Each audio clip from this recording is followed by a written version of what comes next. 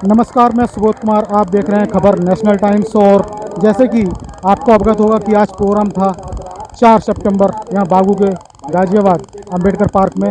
और अभी जैसे थोड़ी देर पहले आपने देखा कि यहाँ पर राजरत्न अंबेडकर जी आए। लोगों का उत्साह देखा कि बारिश होने के बावजूद भी उनके विचारों को सुना और वो ज़्यादा समय नहीं दे पाए। तो और अभी मैं बात करूँ कि यहाँ पर तमाम जो हस्तियाँ बैठी हुई हैं, मुख्य अतिथि और जो तमाम अतिथिगण हैं यहाँ पर उसमें मौजूद हैं। और अभी मैं बात करता हूँ, हमारे साथ पार्षद जी उपस्थित हैं।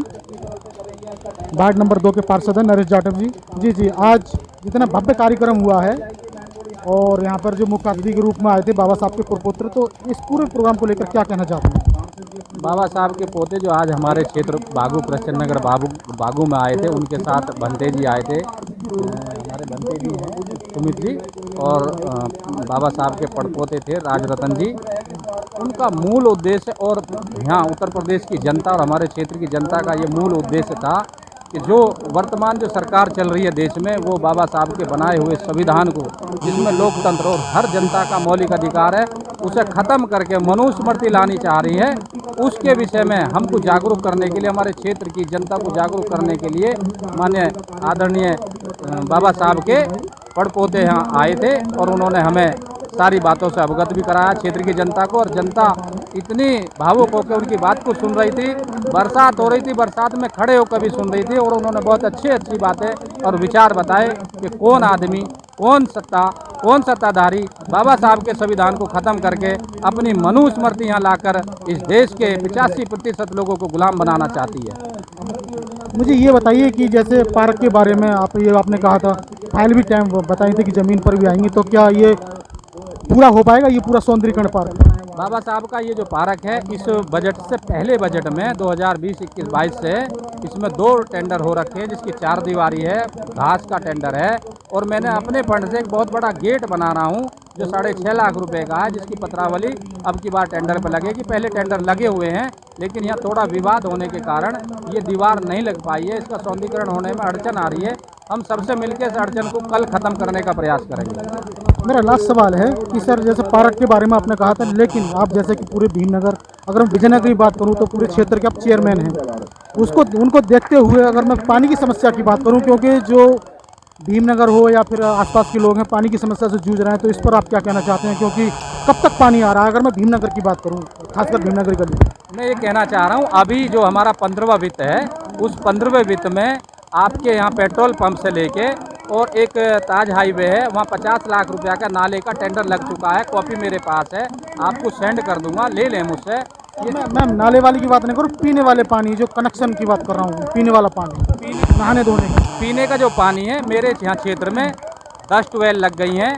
एक बड़ी पानी की टंकी मेरे वार्ड में, एक पानी की टंकी सीवरेज ट्रीटमेंट प्लांट के वहाँ, और इनकी सबकी सप्लाई जोड़ते हुए बागू भीमनगर कृष्ण नगर बागू 18 किलोमीटर की पानी की लाइन है, जिसमें बड़ी और छोटी है।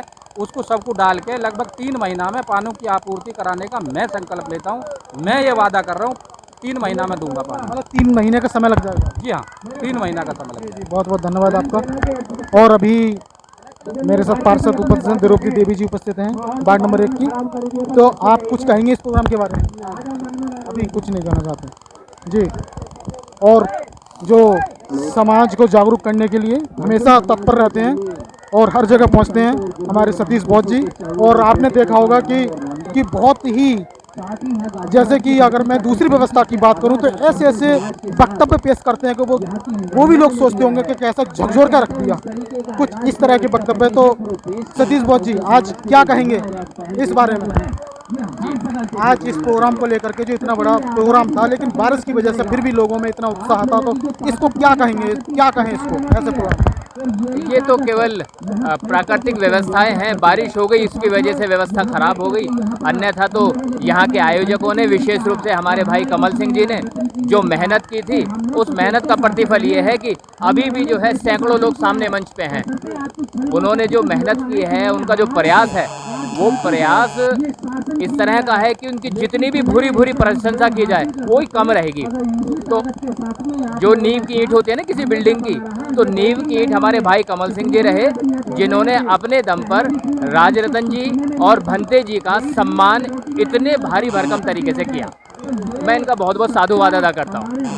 मुझे ये बताइए कि जैसे हम मतलब आप लोग हैं, मतलब आप समाज सेवी हैं और दूसरे लोग भी जाते हैं जागरूक करने के लिए समाज को, हर प्रोग्राम में जाते हैं, लेकिन फिर भी अभी मैं समझता हूँ कि 50% तक मतलब समाज अभी मतलब पूरी तरह से जागरूक हो नहीं पा रहा, तो इसका मतलब क्या कहेंगे इस बार?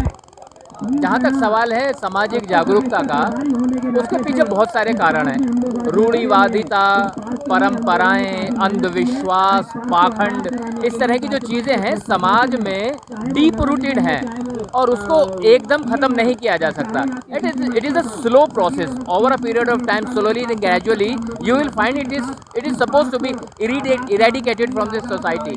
और उसके लिए मेरे जैसे आप जैसे लोग काम कर ही रहे हैं। Definitely results will come. या बहुत धन्यवाद आपका। भीम सेना के जो राष्ट्रीय उपाध्यक्ष हैं विजेंद्र भारतीय जी, वो भी इस मंच पर उपस्थित हैं, तो मैं उनसे जी आज इस प्रोग्राम के बारे में क्या कहना चाहूँगा? देखिए, ये जो कार्यक्रम है ये बहुत अच्छा बहुजन मैत्री जो कार्यक्रम है गाज़ियाबाद की धरती पर रखा गया है। इस तरीके का आयोजन देश के अंदर होते रहने चाहिए, जिससे कि समाज के लोगों को ये जानकारी मिलती रहे कि बहुजन समाज कमज़ोर समाज नहीं रहा है। इस देश का सूर्यवंशी समाज शासक रहा है। हम लोगों ने इस देश पर शासन किया है।